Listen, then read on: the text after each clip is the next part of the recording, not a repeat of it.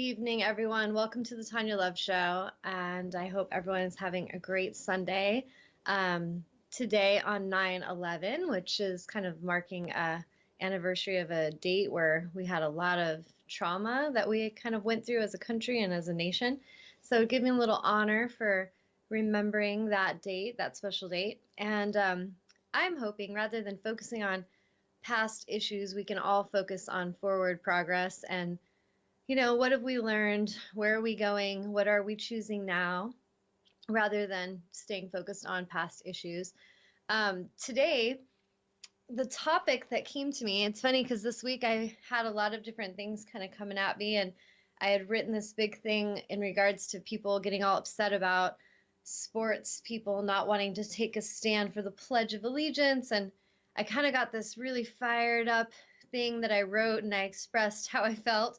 And then afterwards, it was interesting. I just had this feeling of I just need to let that go and just surrender it. And yes, I understand personally, like perspective of history, and I understand what we've all gone through and what many people have gone through. But the bigger lesson that came to me from that is I ended up deleting this post. It's kind of like when you write a letter to somebody, maybe someone you broke up with, and then you never mail it, you just write it and then throw it away. And it's like therapeutic just to get it out. And what came to me from that was a higher vibration. I felt much better in releasing it. And then this feeling of acceptance, and the message that we're going to talk about today is actually in regards to acceptance and how what I have been processing with Source through different downloads that I've been getting the past couple days is that the most important aspect and ingredient to healing and finding wholeness and joy is acceptance. And, Buddha's been quoted expressing how acceptance is like the most important thing that we have to come to terms with. Christ talked about acceptance. We've had so many, Gandhi and Nelson Mandela, different people talking about acceptance and accepting things and realizing that that doesn't mean that we're stuck, though. And there's been a few times on this show that I've talked about. I know when we had like there was some terrorist attack in Paris not too long back, and there was people upset and like, Tawnya, how can you, not be upset and not think that people should go and, be violent back because this isn't right. And I talked on that show about how we each have to make a choice of how we respond to everything in life. And basically, what I've come to find in myself is that through life, when we come to a place of acceptance, we really can transcend any pain, any issue that we've gone through. It doesn't mean that the thing that hurt us didn't happen. It doesn't mean that, we can change what we went through. We can't really change that. But we can come to a place of acceptance where we accept ourselves, we accept the other, we accept where they're coming from, and then we can make choices from there. And I think some of the reason that people get upset and resistant to acceptance, like when someone tells, someone that's been abused to just reach a place of acceptance and they reject that, is because there's some part of them that feels that if they accept that situation, that in a sense, it's like they're saying it's okay, that it's not a big deal that that happened to them. And I don't see it that way at all. I feel that acceptance really means that you understand that there's nothing you can do about what happened in the past, but you're accepting the situation as it is. You accept that human as they are. You accept yourself as you are. And then you make powerful choices of where you're going from that information. So as we get more information, and I'll give you an example because I feel like I'm going to give you a little bit of vulnerable truth of my story because I feel like sometimes we need to understand like the process of a life. And so like I'll give you a little information on my side. So in my life, like what brings a girl like Tawnya Love to sit before you and tell everyone that it would be really smart of them to have acceptance? Like what right do I have to say that? Why do I think that I have any reason I should even have an opinion about that? So I'll express a little like a back view of my life, which I'm not going there because I want to dwell on it or harp on it or anything like that, but just to put into perspective a life, like what things my soul has had to go through. What are the things that I've had to move through and navigate through so that I could come to this place where I'm at today. And it doesn't mean that those things weren't sometimes painful or scary or stressful. There was times like that, but it just means that we all are on the same journey together. And there's things I'm going through personally, and there's things that each of you are going through. And we all have a powerful choice in what we do with those things that happen to us. And acceptance for me just means that, some people are like, well, just give it time.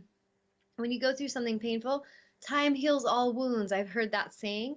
I disagree. I observe how many people, to this day are still angry about things in history that happened 100 years ago. I see how family members in my own family can't let some argument go 50 years later. And so time doesn't heal anything. What really helps us heal is acceptance. And it's when we come to that place where we accept ourselves and we accept the other. And one of the things that Source brought me today in meditation, right before I got on the show, I was sending my beloved a text about what was kind of coming to me. And let's see, where was I at? Well, now I'm trying to find it. Okay, so it was like a healing prayer for our inner child. And I typed it on the live chat. So any of you guys that are watching, if you want to join the live chat, just go on there and type your name or your nickname and you'll be in there. And you can copy and paste that. But the healing prayer for our inner child, which I do a lot of healing work with clients, helping them heal the inner child wounds that they've gone through. And it's really important work. The more I'm tuning in and the more I'm watching and observing clients working through their stuff and healing, I'm realizing how important this piece is to the bigger puzzle. That, when we see someone who's rigidly a certain way in their 50s, or they have been this certain energy and they're in their 70s, it doesn't matter what their earth age is, how many years they've been on the planet. If there's an inner child wound that's never been addressed and it hasn't been processed or released, then that inner issue will come up again and again.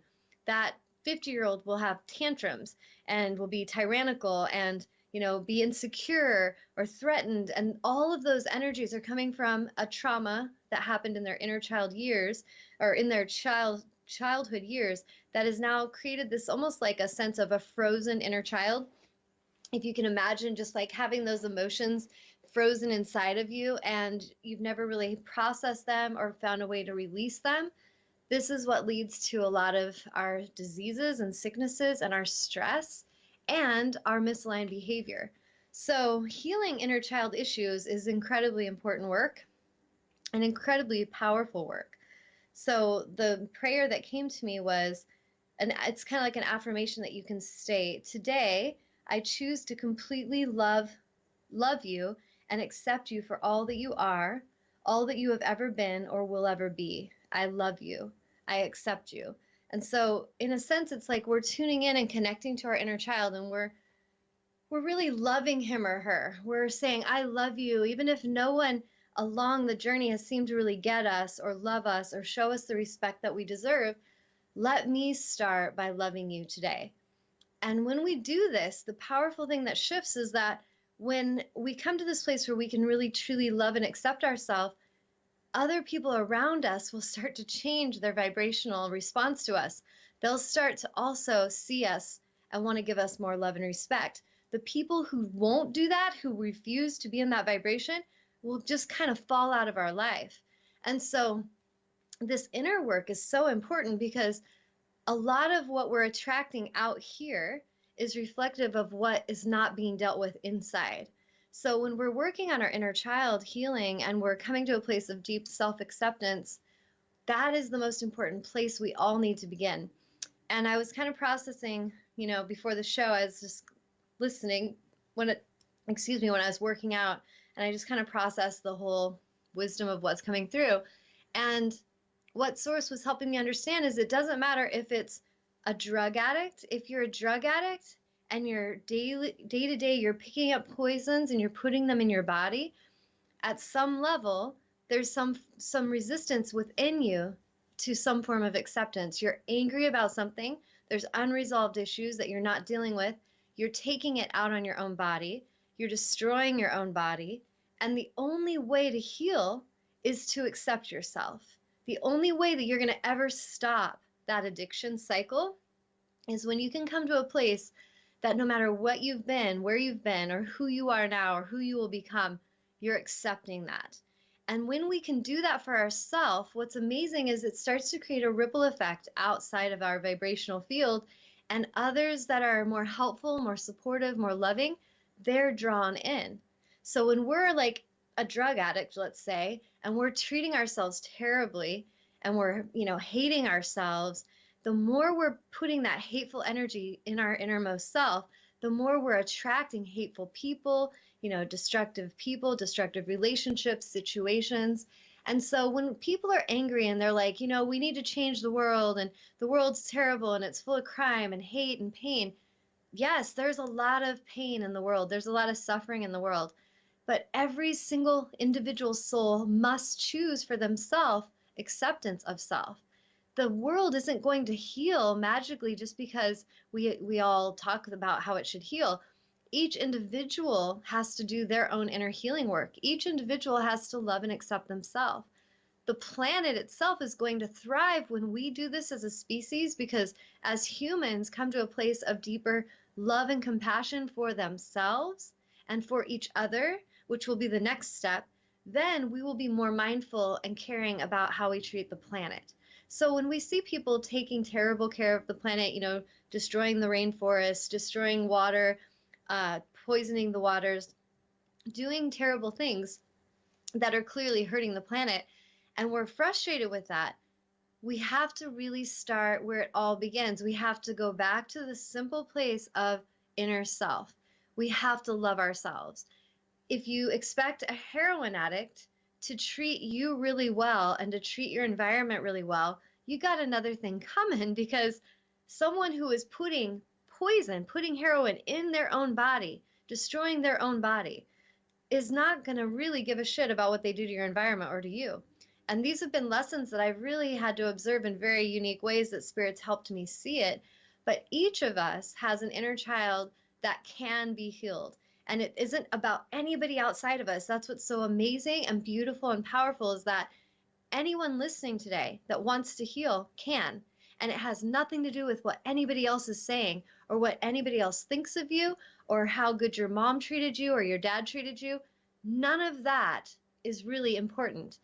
All of that is the external noise, and that's all the things that we've been through. And often it becomes a distraction from our actual power, from our empowered moment of choice. So I want to give you a little perspective of my own life. So as a child, I started enduring abuse from my mother about age 4. My mom and dad went through divorce, and it was not beautiful. And in that, there was abandonment issues, there was abuse issues, and a lot of things came up. So a soul like mine, to get to the place I'm at today, has definitely had a journey. So there was abuse going on. There was a couple different times that my mother literally could have killed me. One was like in college when I went back for Christmas. She had like gotten off medication or something. She was having issues with being bipolar. There was a lot of abuse and trauma between her and my dad, my stepdad. And this one particular day, she kind of snapped and lost it and was not herself. She was totally, I don't really know how to exactly explain it, but like the issues with bipolarness and people that are on medication and then they just suddenly quit. She was like an animal or a monster that was crazy, and it made no sense. And she ended up pointing a gun in my face, just like a couple inches away, that luckily my dad had taken apart so that it didn't work. And she spoke some really hateful words that I won't repeat, and then pulled the trigger. Now, these are things that I've lived through, and I'm still here telling you, it doesn't matter what your mom did or didn't do. It doesn't matter what your dad did or didn't do. I had a biological father that at age 4 left the picture, really didn't want anything to do with me. And to this day, if I go back and visit my family, and if he happens to come by, he literally has entered the room and acted like I'm not even there, whether he's seen me in years or not. And when I was younger, I won't lie, this stuff bothered me. It bothered me deeply. In fact, I feel like any of the issues I've had to go through in my own life definitely were triggered by this. However, every single choice I made that caused me pain was my choice. And it was from me. It was from my own pain and my choosing from that pain. It wasn't because my dad wasn't there, and it wasn't because my mom wasn't loving. These were beings that, yes, it could have been a much more loving, nurturing beginning of my journey, but it wasn't the way it was. And the reason I say that is because a lot of us are keeping an excuse of we're procrastinating our healing, let's say, and we're making excuses saying that it's because my mom was not nice to me, or it's because my dad did this, or he was never around, or because my husband left me, or no, it's a distraction. You're making excuses to stay clinging to suffering. And I was reading in the book, The Untethered Soul. I'm not going to read a lot of it to you guys, but um, in this book by Michael Singer, there's a page on 226 where I'm just going to read a little bit. It says, "The highest spiritual path is life itself. If you know how to live daily life, it all becomes a liberating experience. But first you have to approach life properly, or it will become very confusing. To begin with, you have to realize that you really only have one choice in this life. And it's not about your career, whom you're going to marry, or whether you want to seek God. People tend to burden themselves with so many choices. But in the end, you can throw it all away and just make one basic underlying decision. Do you want to be happy? Or do you not want to be happy? It's really that simple. Once you make that choice, your path through life becomes totally clear." And he goes on and on to talk about how people make excuses like, well, yeah, I want to be happy, but my wife left me, so I can't be happy. Or, well, of course I want to be happy, but my mom abused me. No. So my reason I say this, and I say this with compassion and, you know, like clarity and honesty, because I've been through, you can name it, I've been through a lot. And none of the things I've been through have power over me. None of those things or those people that, could have loved me or didn't love me. Many chose to show love, many chose to withhold love. Here's the part where I broke free. So, I've shared on the show how my dad had committed suicide and I had to move through that situation. I had a partner, my husband of 20 years, that I just feel like he could not give to me the love I needed. He didn't understand how to emotionally connect with me, especially after that suicide. And so it led to a really weird thing in our marriage where he pulled away and was like encouraging me to be in a relationship with a woman. And this is something I've never even shared on the show, but I'm just going to lay it out there. And so there was times in our relationship where I was so confused of where do I belong? What's going on? Where is the love for me? And I was seeking it from all the wrong places. And I ended up in a situation where our marriage, we had this love triangle situation happening, and I ended up suffering greatly. There was a point where I wrote a letter to my family just telling them the truth about this woman because I wanted to be honest about the situation. And this is when the biological father, completely like denied me and just had nothing to do with me. And so I see what a lot of people are going through out there. Like a lot of you, you're trying to be who you are. You're trying to speak your truth. You're trying to love yourselves. But I know from my own journey that the suffering came from when I was worrying too much about what everyone else thought about me, more than I was accepting myself. I was so insecure. I was so lost and confused for so long. And the thing is, look at it works out because I sit here today and I feel pretty damn aware and pretty, at ease and at peace no matter what I've been through. So, if anything, let me be a reflection of the you that is waiting to meet you. The you that's been there the whole time, this wise, aware one that actually knows how deserving you are, but you just need to accept that. And, for me, I went through all of this stuff and all of this rejection and all of this loss, and then ended up leaving that 20-year marriage because I think once certain boundaries are crossed for me, it just felt unhealthy and it wasn't loving and it wasn't a good thing for me. It was very abusive. And I can even have acceptance for that. I see there was beauty that I contributed in that relationship, and there was beauty given to me at times. And there was also pain and suffering and boundaries that were crossed. Now, here's where I want to explain that no matter what's happening to you, you always have power. Because what gets us in trouble is when we feel like, okay, I accept things, but then that means now I have to stay and be a martyr. I've met so many women in particular that they've gone through relationship issues where maybe the husband's abusive or their child's abusive or some form of abuse and lack of boundaries is happening. And what they say to me is, well, I just want to be compassionate. I need to be patient. I just want to make sure that I'm, being accepting. Yes, you want to be accepting, but there's a fine line where you either are accepting at the cost of self or you're accepting and you empower yourself. And that is a very different looking journey. So I'll give you an example. If, let's say, you have an alcoholic husband and he comes home, and I'm not going to pick on the guys the whole time, just for fun, because I just had the intuition to be aware of that. Let's say you have an alcoholic wife, okay? Because it isn't really about a man or a woman thing. Let's say you have an alcoholic wife and she comes home, and when she's not drinking, she's the most amazing wife and so loving and fun and playful. And you guys have so much to talk about, and you're very, you have a lot in common. You have two beautiful children together. You love your children. But when she comes home and she's drunk, she's violent and she's screaming and throwing things and she's pushed you and hurt the children. And when that stuff starts happening, this is what acceptance and self love looks like. You can love that human, you accept her. You accept that she has an issue. You accept that she has an alcohol problem. You can clearly state it and see what it is. But here's the part where we need to realize accepting someone does not mean we have no power in the situation. It doesn't mean we have to keep tolerating a situation. It doesn't mean we have to become a martyr and a victim of a situation. It means we accept them and we see that they are hurting and that they are wounded and that they need help. We see that. We accept them where they are.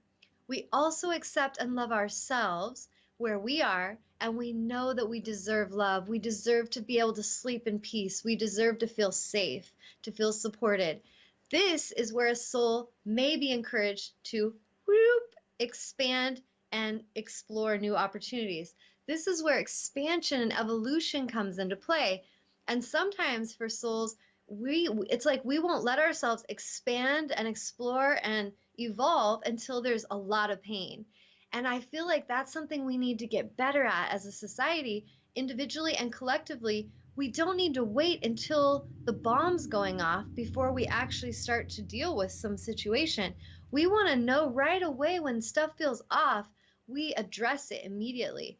If someone's coming in and they're pushing through your boundaries, you immediately speak your truth and address the situation. You show them a clear boundary. They break that boundary, you show them a stronger boundary. So when we're accepting each other and we're accepting ourselves, that doesn't mean that we become doormats. Doesn't mean that we, just, oh, well, my husband's an alcoholic and he treats me like crap all the time, but I just want to accept him as he is. And so I'm just going to sit in my room scared and insecure and bitter and angry, but I can't do anything. I can't leave him. I can't change the situation because I need to just be patient with him. No, that is not empowered living. You want to actually love yourself enough that you take care of your life. You take care of what's best for you. Do you know how many people that are addicts because they feel they can't take care of situations? A smoker, a heroin addict, someone who overdrinks, if you really fine tune into the situation, they have serious self-love issues. They have serious issues with healthy boundaries. They hold in their anger, they hold in their resentment, their pain, their sadness. They don't let it out. They don't go and get help. That is what leads a life into the direction of addiction. So if we want to change that, if we want to come into a place where we find healing and wholeness, which I feel innately as a species, that's what we want. We want to be healthy. We want to be loved. We want to be accepted. And the whole journey of that begins right in this moment. It's simple, right now. I love you. I accept you. And it's really that simple.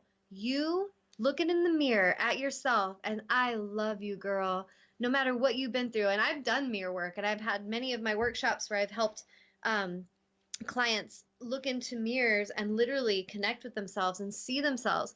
And I encourage it. If you're at home and you're not feeling good inside, you're feeling insecure, don't need the world to validate you. You don't need the world to tell you you're okay. You don't need the world to come and tell you you're pretty or that you're talented. What you really need is yourself. You need to love and accept yourself. Do you know how many celebrities out there have suffered with addiction and have suffered? They've gotten everything they wanted. They've gotten the fame, the people loving them, all the money, the big houses, the cars. And at the end of the day, when they're miserable and they're sad, it's because deep down they do not love and accept themselves. Do you know how many of them do not even feel they're in charge of their own lives? How many of them feel like they're just victims to whatever the system is, whatever they're meant to look like for society and appear like? This is what leads to our sickness issues. So whether you're a celebrity and you have millions of dollars, or whether you're someone average middle class, or you're someone that has $2 to your name, or you may be sitting outside on the doorstep homeless and just wishing you had some more money and you don't know what to do with your life. Every single one of those souls, we're all in the same boat. We all need to love and accept ourselves. Now, the thing is, when we love and accept ourselves, only when we love and accept ourselves can we really love another. So if I'm not loving and accepting myself, I'm sure as hell going to struggle with giving love and support to other people. I can't love another race if I don't even love myself. I can't love the opposite sex if I don't love myself. I can't love animals and show them the honor and respect they need if I don't love myself. I can't love the forest. I can't love the environment in any way. I'll throw my cigarette out onto the dry grass and not give a damn because I don't really love and accept myself. So do you see how if we really want to change the world, it comes back to changing ourselves? Like the Leo Tolstoy quote, it all starts with self. We need to come back and love self.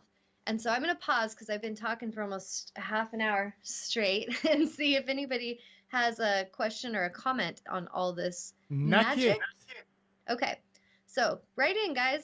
Tell me what you've experienced. And I'm being vulnerable with my truth because I feel like Wait, wait, sometimes when wait, I wait, wait, wait. Oh, go ahead. Tell Go ahead. them, tell them how to. What's that? You want to tell them how to get in touch with you, how to call in, or you want me to say Oh, go ahead. You're doing such a great job, Amnon. it? All right, those of you that are watching on Nissan Communications, enter your name and join the chat. Thank you. And how can And they call if they'd and like to if call? they want to call, it's 919-518-9773. Or if you want to do it through Skype, you can just connect to Computers 2K voice. You're not going to be on video, it's just going to be audio. Awesome. Thank you, Amnon. All right. Now Thank you you. can go. Okay. So if any of you guys want to write in or call in, I encourage you to. And I'm serious. Like if you have a question, a hardcore, like, oh, Tawnya, you don't understand where I'm at, bring it. If you are like, you know what, that makes a lot of sense, I'd love to hear it. Just bring it. Bring whatever you'd like to say. And the reason I was saying this is it's funny how this whole journey starts with my awareness of what to talk about, because I saw some people on Facebook and they were really kind of, from my observation, they were putting out a hateful energy and a non-energy, like an energy of non-acceptance in regards to some of the Seattle Seahawks, like just making a statement that they didn't want to say the Pledge of Allegiance or stand or whatever. And I personally don't really follow all the sports stuff, so big picture, I don't really need to get into the details of that. But from what I see, is it's not about the team. It's not about if you like Hillary Clinton or you can't stand her, or if you like Donald Trump or you can't stand Donald Trump. It's not about all that. It's really about coming to a place where we show love and acceptance. And there was this, I've shared on Facebook. If any of you guys want to follow me under Tawnya Love, follow me on there. And I shared this super cute video by this kid who calls himself Kid President. Maybe you guys have heard of him. And I seriously feel like I would vote for this child to be the president because he is such a young, he's an amazingly wise soul in a small body. So he looks like a child, but children are just in smaller packages, smaller bodies. they are not ignorant. They are souls that have actually come back and probably have a lot more fresher perspective now that they've come back in than we've had from being here for a while. So if we want to really see things more accurately, I personally would listen to children more and pay attention to what they're observing and seeing, because they're very clear and they're very insightful and very wise. And this kid, he was talking about like what we have to all do to get along. Like, how do we learn to agree to disagree? And he's like, you need to treat people like people. And I just loved how he said it. But he was saying that we need to pause, breathe, and love. And he's like, until you can say something with love, don't say it. And I completely agree with this child's wisdom. There are so much hateful things that we see spewed out because one ego attacks another ego, and the two egos are like spitting and their veins are sticking out trying to prove that they're better than the other one. It is ridiculous. And this consciousness is not what we need in our journey for leadership. I feel like if we really want to find an aligned leader, we need to first of all look to ourselves for leadership and then honor aligned leaders. We need to support them more and not keep playing into this game of all this tension. So what happened was these people on Facebook were talking about how that these Seahawks or whatever were non-American and that they weren't even going to watch their sports if they weren't going to take a stand for the pledge, and how dare them and this and that. And it really fired me up because I know a lot about the history of this country. I understand a lot about why people would or would not want to choose to say the Pledge of Allegiance. And just for one thing, I personally feel like if we're a democratic society and we say that our ultimate constitutional, rights are that we have the freedom of speech and we have the freedom to choose and the freedom to think for ourselves, this is the deepest part of why I think we love being in America and why some humans from all over the planet want to live here, is because of that. And so when we have people that are shaming someone because they don't say the Pledge of Allegiance like they say they should, or they're shaming someone because they don't go to the church they say they should, or they're shaming someone because they don't belong to the same political party because that they think they should, this is not acceptance, guys. This is non-acceptance. If we want to accept ourselves and each other, we need to accept where others stand. Listen to where they're coming from and let them choose. That's acceptance. It doesn't mean you necessarily are going to agree with them. It doesn't mean that you're going to be maybe even want to hang out with them. But it doesn't mean that you should think you're better than them or that they are worse than you or better than you. So one of the things that I feel, and I kind of wrote some notes to myself, is that I feel it's kind of like Yoda. There's a quote by Yoda where, actually, shoot, I pulled it up. Let me find it real quick. I'm kind of bouncing around right now because I just have different things that I wanted to say coming in. But there's a quote by Yoda, and I absolutely love it. And let me find it real quick. Okay, so I love Star Wars. You guys know that because I've mentioned it many times on my show. But there is a quote, and why is my phone not finding it? 1 second. Anyway, it's something, like fear is the path of the dark side, and why is it not coming up? So this is why. See, I had all this open, Amnon, I swear to God, and then Yeah. I get in here, and I'm like, why is it closed? Because I had it actually in my phone, and then it closed. So we'll see if it finds, but anyways, okay, here it is. Thank you, angels, for helping with that. So fear is the path to the dark side. Fear leads to anger. Anger leads to hate. Hate leads to suffering. And I love that. It's so simple, but it's so true. Fear is what leads to all of our misalignment. Simple as that. When we're worrying that somebody's not doing what we think they should, we're in fear, we're worrying, and now we project a sense of control on another. If we're worrying that our beloved should be acting a certain way, if we're worrying that our children should be doing something in a certain way, the fear and the worry is actually creating and igniting a path to a dark side. It's going into darkness and shadow. So fear is always going to lead to our anger and our non-tolerance. It's going to lead to hatred and then suffering. So when we really think about acceptance, the first thing we need to come to a place is that love is acceptance. When we're choosing love, we're in a state of trust. When we're choosing fear, we are in a state of worry. And I mean, this is something to practice simply day to day. Like, write that down. When I'm worrying, I'm on the path of darkness. I'm on the path of fear. When I'm trusting, I'm on the path of love. And it's really as simple as that. And we need to check in with ourselves a lot, because we might be doing really great and we're riding the love train, and then something comes in and triggers our fear that we were unconscious was there. And then now the fear takes us over. And it's something to just be very mindful of. Um, Excuse me, I have like total hiccups or something. I wrote a few notes down, and what I wrote was that we hate because we are taught to hate. I truly observe children. Babies do not come in hating. I don't see it. Little babies are just playing with other little babies. They're playing with dogs. They're sticking forks in their mouth and shoes. They have really no discernment or no judgment. That is part of the innocence of them, and also part of what can get them in trouble. But the hate part is taught to them. Bigotry is taught to them.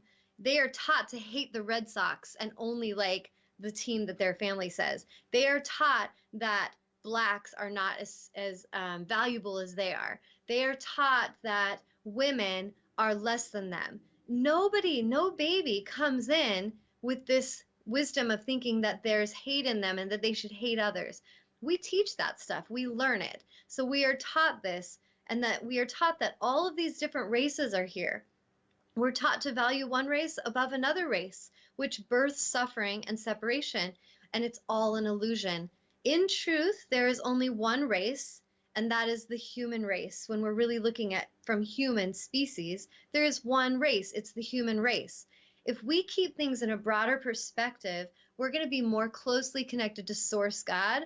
But the more we zoom in and we get more microscopic, the farther away we get from the bigness. So when we get super small and we're Christian or we're Muslim, we're Jew, we're black, we're white, we're I don't know, we get a Democrat, we're Republican. We have all these little teams and all these boxes, and we start to put ourselves in these little boxes. And then once we put ourselves in the boxes, now nothing that's not fitting that box can come in. So we start to create these little box compartmental ideas in our mind, and we have these rigid, hardwired belief systems. This is taught to us. You didn't come in this way. So what I feel a soul like myself is doing with every client I'm connecting with, every show I've shared, and every yoga session and retreat I will lead, is really helping any souls that are open and ready to unlearn the conditioned behavior, to unlearn the programming, to get yourself out of the freaking box, to love others even though they're choosing to be in the box, and to realize that no matter where you are, we're here to accept each other and love each other. So some of us, like, we're all love, we're all light, we're all the same, but some of us are at various degrees of remembering that. Some of us feel like they're nothing. They're heroin addicts, they've lost everything, they hate their lives, they hate themselves. There's still love, there's still light there. They're just not recognizing it. So a soul like mine can see them and still have compassion for them and still send love to them, hoping that one day they will see themselves and they will see how worthy they are. That is true compassion.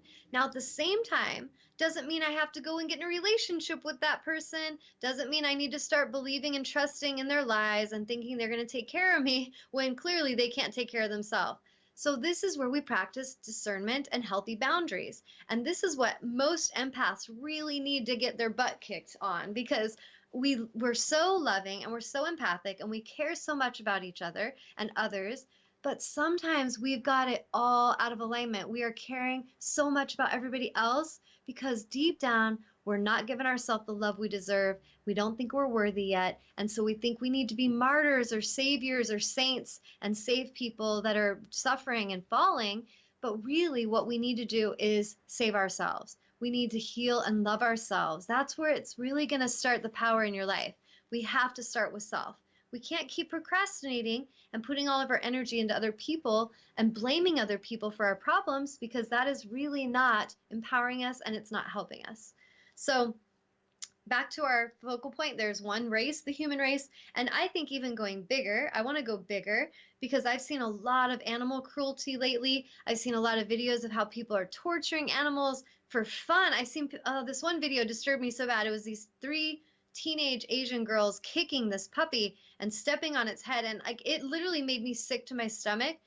And not to say that it would be better if it was boys, because it wouldn't, but the fact I see these girls doing this, it disturbed me deeply, that there's something incredibly wrong. There's something incredibly in need of healing in these girls, because it doesn't feel aligned and in balance with the divine feminine to want to cause suffering to a small innocent creature at all. That is not in alignment. So to me, those girls were a huge cry for help, that they need help with healing.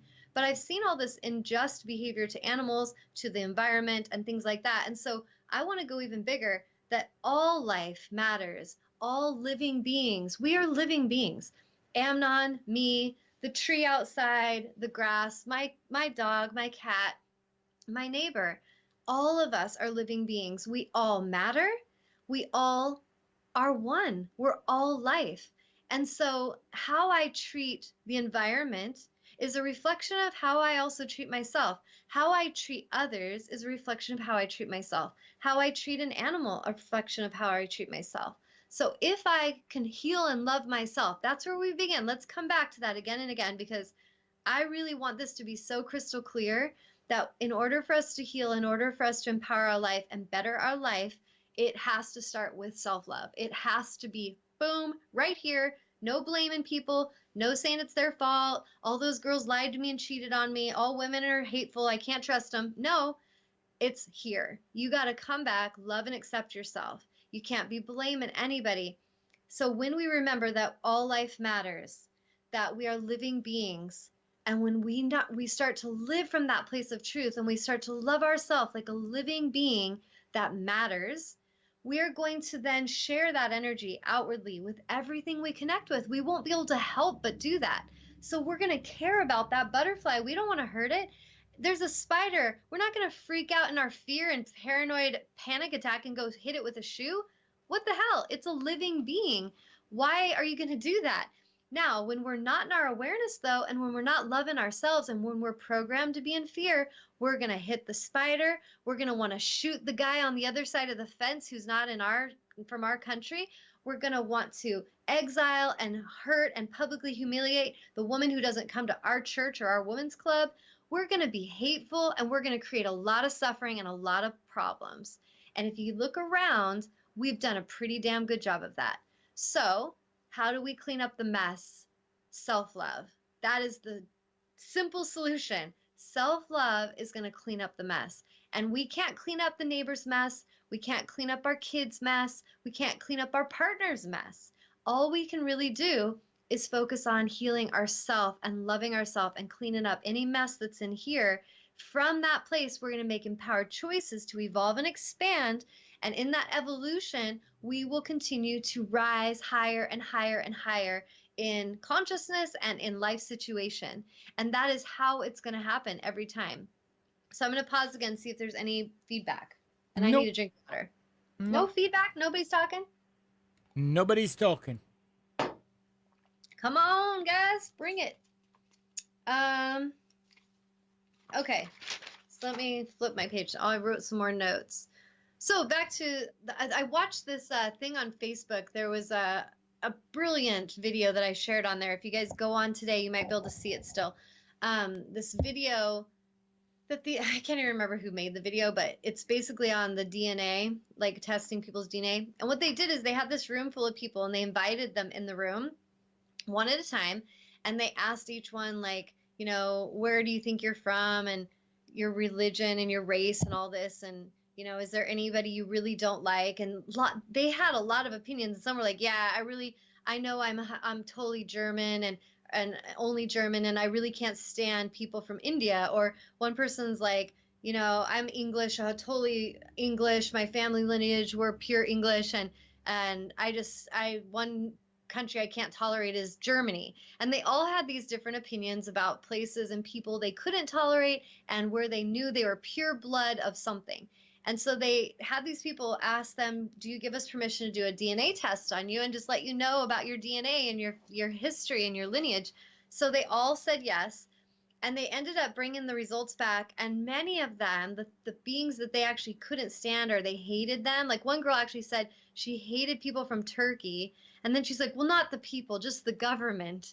And she ended up being like a pretty good percentage Turkish. And she was really shocked by that. But what was so beautiful was that these people doing this DNA test showed them we're all one. We have all been here for a while, and we have kind of mixed our race with this race and that race, and none of it matters. We're a human race. And that if we can just focus on that, if we can focus on our goodness, if we can focus on what we have in common with each other, what we have that's similar, we all need to drink healthy, clean water. We all need to breathe healthy, clean air. We all need to eat healthy food, and we all need love to thrive. So these are things that we could all focus on collectively and make a great change on the planet if we stop with the distraction and we stop with being against each other and hating each other and wanting to blow up this person and destroy their rainforest and pollute their river. We need to wake up because it's really getting to the point where we're going to hurt ourselves as an entire species if we don't start to live with honor. And we all can we've got this. We can heal this. We can heal the world. I know we can. It's not this big, huge miracle even. It's going to be simple, just simple, one day at a time, self-love and acceptance. If every single one of us just did that one thing for the next 30 days, we just promise to show up with self-love and acceptance. I'm going to love myself completely. I'm going to have self-love. I'm going to choose love rather than fear. It is going to ignite a love wave. There is no way that I can be in a state of self-love and acceptance and be hating that person. There's no way I can truly be in a state of self-love and acceptance and be hurting an animal and trying to cause it harm. It's not possible. So if we want to heal, we need to start with ourselves, and that you have the power to do. I think a lot of you sit at home and you complain and you worry about the world and the hell that, the world's going to hell and there's no chance we can save it and it doesn't even matter what we do. Yes, it does. It starts with you loving you. So stop blaming others. Stop wasting time saying that there's no solution. This is a total procrastination technique, and your ego is amazingly skilled at it because it's been doing it for lifetimes. It's very much time that we see that the ego is distracting us. The ego loves to have a sense of separation. And I wrote that on here. Ego, I like how Dr. Wayne Dyer, he called ego edging God out, when we edge God out.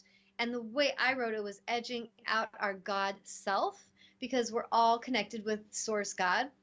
So when we're edging out our God self, that's the love that we are. That's the acceptance. That's the wisdom in us. We edge it out. We say, I don't want to accept that. So I'm going to be over here in ego and I'm going to compete and I'm going to compare.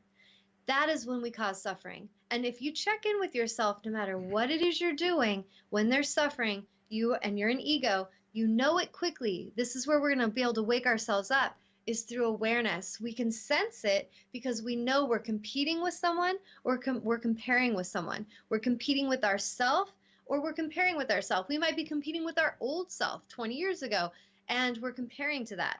It's creating suffering. So we need to let go of the ego self, and ego focuses always on that competition, competing. And with ego, there is always a sense of dis-ease. You never feel at ease when you're in ego. So people that thrive with ego and drama, which really there's no such thing as they thrive, but the ones that are consumed by it and they're in very competitive, maybe competitive careers or competitive sports people, and they're always like, you suck and we're the best. They're completely consumed by ego. So ego to them will seem totally normal and like that's the shit, but really you've just lost your mind and you're insane and ego has totally taken you over. So if you want to really heal that, you have to first even see it. It's like if you want to stop being an alcoholic jerk and you want to stop being an addict and hurting people, you got to love yourself and you got to see what you're doing. You got to see that you're being an alcoholic jerk. You can't heal it until you actually see what you're doing. Now, as soon as you recognize, man, I was just being a jerk, that means we don't shame ourselves there. We go, wow, I was totally being a jerk. Okay, I love myself. I am so proud of myself for seeing that and for being aware. And I am going to be more loving from this moment on. That's how we do it. Just like that. It's so simple. The moment you know that you just said something that pissed your love off, the moment that you realize you just were really hateful to another person, you catch it, you love yourself, you and do whatever to rectify the situation. Maybe you tell them you're sorry. Maybe you don't have an opportunity to say sorry. You don't let that cause you suffering. Oh, my mom died and I never can tell her sorry and now I'm going to be miserable for the rest of my life. Like what is said in the Untethered Soul, you have a simple choice every day. Do you choose to be happy or not? So if you choose to be happy, you have to accept life. You accept that, yeah, I did not get a chance to say those things to that person, but I can send it from my soul to their soul and I can let it go. I can release all this pain, all the burden, release it and say what I need to say, maybe in a letter that I burn or delete, and I let it go. Yep. And so I'm going to pause. It's 5:51. Any comments? Pegasus says, at what point should the line be drawn between expanding versus giving a second chance? Well, I would say this is something like you have to move and discern things on your own with every situation. So let's say that somebody is like, I'll use my teenage son because I love my teenage son, but sometimes he drives me crazy. And so there's times where, let's say, I'm like, hey, baby, it'd be really nice if you clean up after yourself when you come to the house and you put your stuff away. I'd really appreciate that. Let's say we've had that talk 50 times. And the 51st time, there's more frustration. And then maybe the mom is like, you know what? You either clean up that stuff or you don't come over to my house because I'm at this place where I'm done. I keep wanting to trust you. I keep believing when you say you're going to do it and you're not doing it. And so either you need to actually show honor with your word or don't come here. And so it's kind of like maybe it's 50 times because you're working with your kid and you know that they're learning and you're teaching them and it's part of what you feel. It's like, I can't tell you that personally. I can't tell another woman. Like I have clients that I coach and counsel and mentor that are in abusive situations with their spouses, or they're in situations in work environments that they don't feel they're treated right. I can't tell them when enough is enough. They know. They need to know that. For me personally, I feel like the more I've learned to love and accept myself, the less I put up with from others. Now, it doesn't mean that I don't love them. I still love them and I accept them, but it doesn't mean that I'm going to be their doormat. And I think that that was because for a long time I felt like if I love and accept others, it means that I just patiently, get treated badly, hoping one day they'll just figure it out. So I feel like in the last few years, that's shifted in me a lot, where I have tolerance and I have acceptance and love for others and for myself. But I really, if someone repeatedly is showing me that they're not going to listen to something and that they really aren't going to honor their word on something, it's kind of showing me that they're not really willing to do their work. And so that's when I will start to look into my life like, do I need to expand beyond this person or move in a new direction?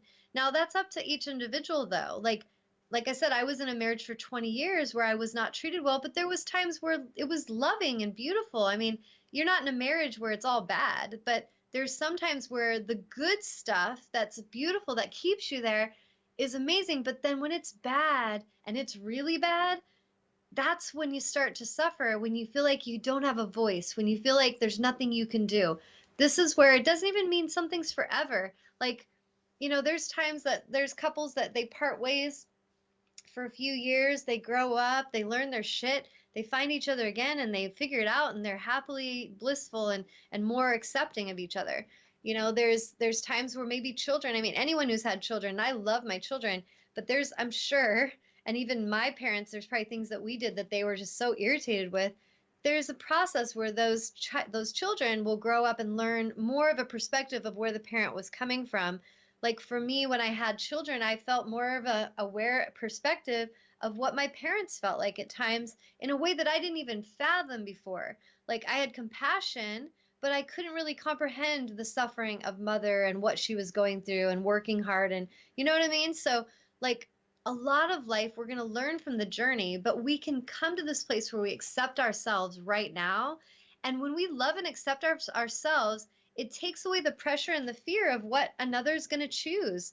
If, like, if I, let's say my son, like, let's say he struggles with loving himself and accepting himself. And so he's not as present. He's not as tuned in. He doesn't own and honor his word, is accountable and has integrity because of a matter of needs to love self more. So if that's going on, he's going to have to address that when he's ready. But I can't make him be an excuse for the lack of love I give myself or the lack of acceptance I give myself. And so this is my point today with the show was we need to all be aware of that no one else holds our power. No one else is to blame for our pain. Yes, we've been through pain. I expressed to you some today that I went through, but I moved through it. I lived through it. And to this day, my biological father has nothing to do with me. To this day, my mother rarely calls me or connects with me. And big picture, it's okay. I accept that those two humans cannot give love at the same capacity that I can. They cannot give to me nor show up for me in a way of love and honor that I am able to. And that is okay. I accept them where they are. And that is why I'm free. I don't let them control me. I don't feel like I'm miserable and I have to do stupid things to myself to get attention because my mom and dad didn't love me. I'm not doing things to hurt myself because I realize this is those two humans' choices. They're making their choices. Just because they're my parents doesn't mean they're more wise or aware than me either. And this is something that we need to all realize. Like, doesn't matter if someone's your boss or your parent or your child. It doesn't mean that you're superior or inferior or they are smarter than you. It's all about your being aware of what's best for you at all times. You're being in a space of self-love and acceptance. And even when a time comes that you say have to leave a marriage, which I did, I could leave that marriage. And I told my ex, I love you and I wish nothing but the best for you. But I also know that there was a lot of things you did that caused me to choose this choice. And it was really hard for him in the beginning to accept that because he was angry that I was not going to actually do what he thought I should. And this is a huge part of what we have to let go of is this people pleasing thing where we're trying to please others, but we're not really loving ourselves. And you'll know it. You'll know when that time comes that it's time to move on from a job, a relationship, or even a way that you're treating yourself. I think the biggest thing is once we choose to love and accept ourselves, everything's going to get better in our life. But we will tolerate less. We won't stand for injustice. We won't stand to be treated crappy. We'll speak our truth more. And I feel like a lot of us, there's a book I was reading, Marianne Williamson, which I'll probably do a whole show soon just on her topic because I wanted to do it, but I feel like it wasn't quite time. It's called A Woman's Worth. And she talks in there, and there's this part where she says that as you know, the moment a child, when they're younger, she talks about it from a woman perspective. She said the moment a girl, but I'm going to change it to the moment a child, meaning male or female, is shamed and is made to feel that if you say what you feel and if you tell me how you feel, you have to make a choice between either saying what you feel or being loved. That is when we're enslaved.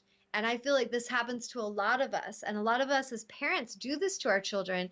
We project this kind of control over them where I love you if you do what I say. I love you if you go to the college I say. I love you if you date the same nationality and race that we are. I love you if your boyfriend is a Seahawks fan. I mean, people have crazy reasons they love you if, but we got to let go of that if part. We need to love and accept each other and stop trying to control each other. And really, that's when we'll have our freedom and our voice. We can't be afraid as a people to speak our truth. We can't be afraid of our government or afraid of our spouse if we're going to really be powerful beings. So it's 5:59, so almost time to sign off. Really quickly, I have my healing retreat, our Embodying the Goddess Transformational Retreat is this Sunday, next coming, or no, that, Jesus, I can't talk. This next weekend, it's going to be Friday, Saturday, and Sunday, the 16th through the 18th. I have one spot left that I would love for some special lady to join us, some amazing woman. You know who you are. If you feel like you would love to go on a retreat, the cost is $888, and we have one spot left. And you'd need to contact me like pronto so I can give you all the information. And I am willing to work with you if you want to pay it in payments. So if anybody seems like that sounds amazing to them and they're really needing a retreat, we are going to go so matter at the retreat. And really, my intention is that I'm just going to ignite these women with love and power and passion so that they leave and they are changed and that they become amazing lights in the world that really own their power. So I thank you guys so much for joining us today live. And next weekend, because I'm at the retreat, and the following weekend, because I will be out of town, there will be no live Tawnya Love show. But please join me after that. So pretty much throughout September, there's 2 more weeks, I think, in September, 2 more Sundays. So October, we will be back. So thank you guys for joining me. There's 2 years, over 2 years worth of shows on the YouTube channel under Tawnya Love. Go follow me there and watch the videos, and please share them. Spread the word. I would love all this wisdom to reach as many as possible. So thank you guys. Have a blessed and beautiful day. Mwah! Peace.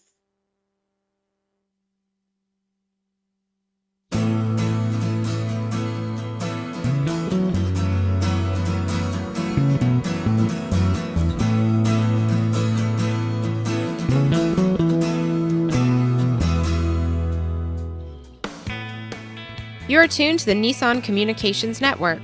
Our weekly lineup of call-in programs includes Computers 2K Now with Amnon Nissan, My Life, My Will with Gisela DiCarlo, The Tawnya Love Show, Health Then with Debbie Bruck, Breaking Free with Marilyn Shannon, Triangle Be Well with Howard Jacobson, Lunch and Learn with Rabbi Yisrael Cutler, Lessons of Vietnam with NCVVI members, Current Affairs with Amnon Nissan. And if you tuned in too late, you can always watch each program in its entirety or download an MP3 audio file of it in the archives section on nissancommunications.com. Don't forget to subscribe to our YouTube channel, follow us on Twitter, and like us on Facebook. Sponsored by Atomos.com, makers of quality video recorders and converters, CarolinaApparel.com, and DeltaForce.net.